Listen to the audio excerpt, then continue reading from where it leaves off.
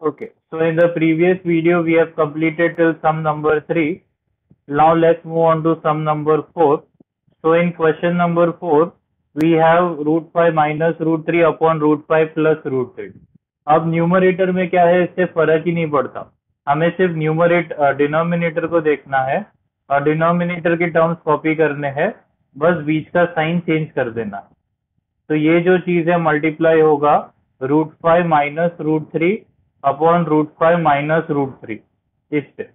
और अब हम इसका आगे का पार्ट देखते हैं।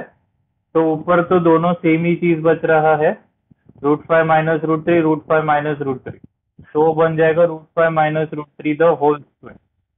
ठीक है, इसके आगे क्या करने का बाद में देखते हैं। फिलहाल denominator a plus b a minus b बन जाएगा, ए का स्क्वायर माइनस बी का स्क्वायर, रूट 5 का स्क्वायर करेंगे तो 5, रूट 3 का स्क्वायर करेंगे तो 3, तो 5 माइनस 3 2, तो अभी हमेशा डिनोमिनेटर में 2 ही रखना है लास्ट तक।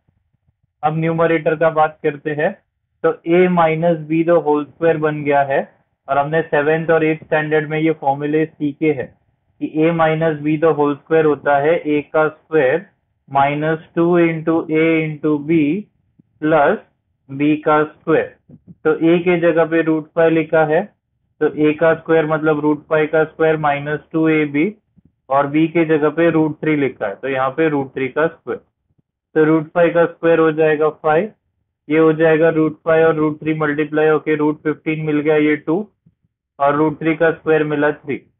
तब ये दोनों को तो कुछ कर नहीं सकते, बट 5 और 3 को ऐड कर सकते हैं, 5 प्लस 3, तो उसे 8 लिख लिया, यहाँ पे लिख लिया माइनस 2 रूट 15, और नीचे लिख लिया 2।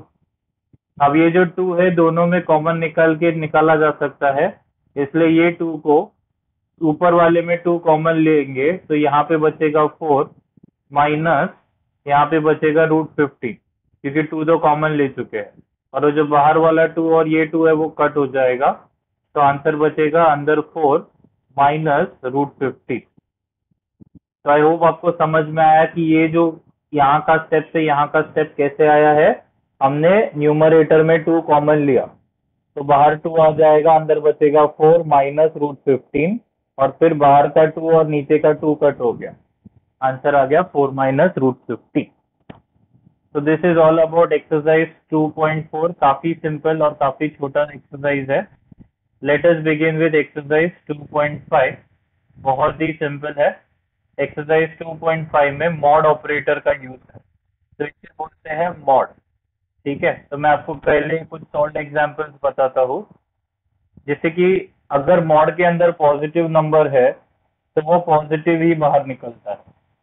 ठीक है, और अगर मॉड के अंदर नेगेटिव नंबर है तो वो पॉजिटिव होके बाहर निकलता है, और मॉड के अंदर अगर 0 है तो वो 0 ही बाहर निकलता है। लेकिन आपको ये चीज ध्यान रखनी है कि वो करने के लिए मॉड के अंदर एक ही नंबर बचना चाहिए। जैसे यहाँ पे 9 माइनस 5 है, तो यहाँ पे आप डायरेक्टली मॉड नहीं लगा सकते, पहले आपको उसको सॉल्व करना है।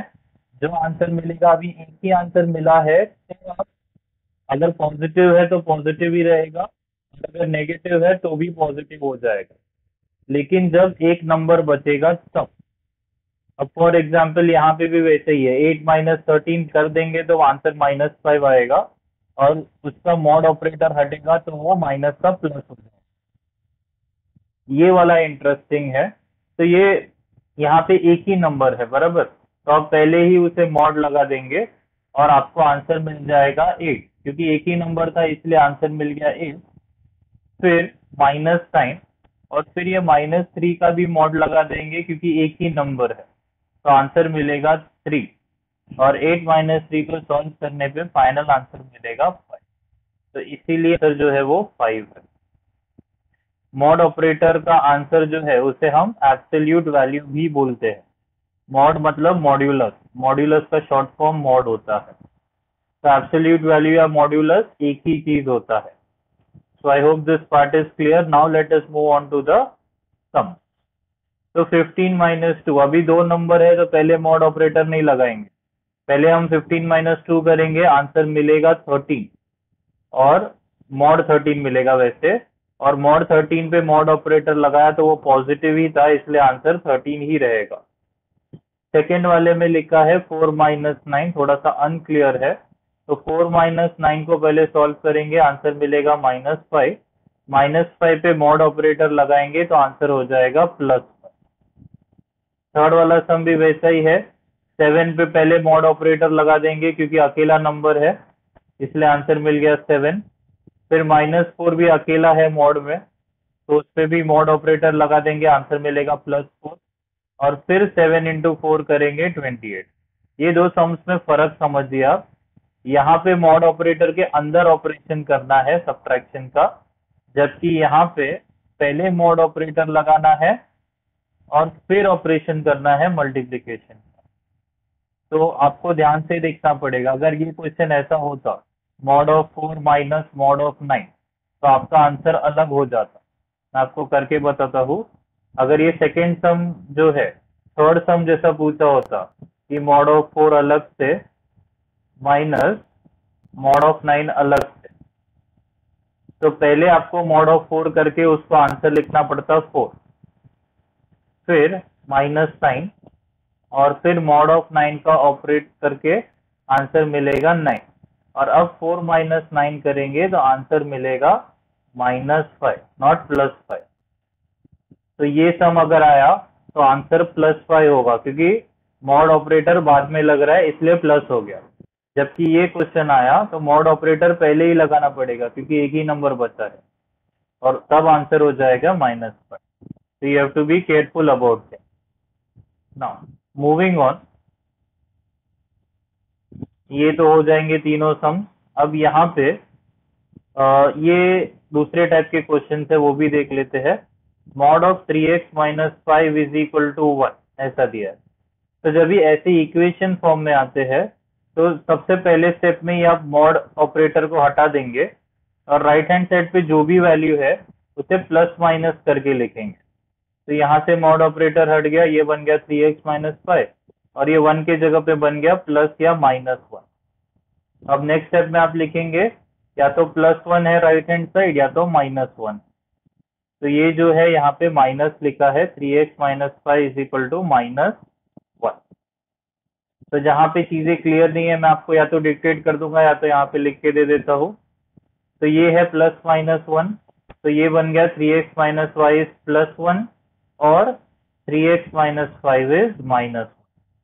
तो ये वाले साइड पे -5 वहां पे जाएगा तो +5 हो जाएगा, तो 1 + 5 बन जाएगा 6। तो 3x बन गया 6।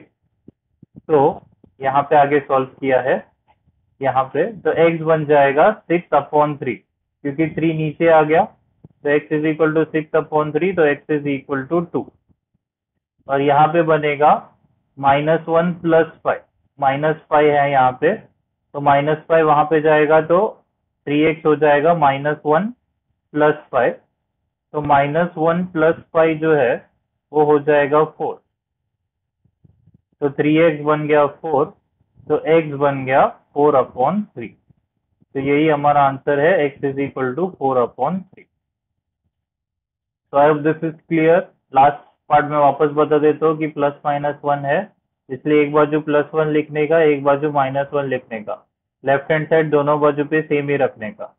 फिर -5 यहाँ पे गया तो +5 हो गया, तो 1 + 5 6, तो x का आंसर मिला 6/3 2।